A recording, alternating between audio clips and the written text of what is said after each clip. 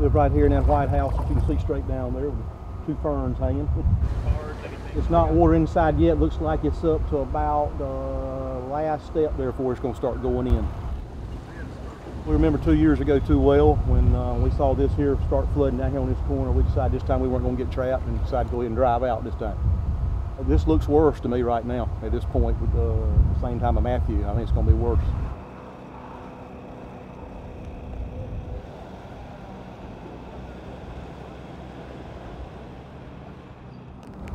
Cars on the Megan. You know what? Look here. I mean, it's pretty.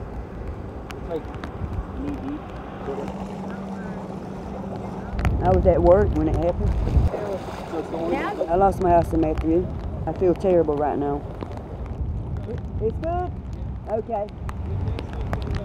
That's good. That's what I was worried about. No.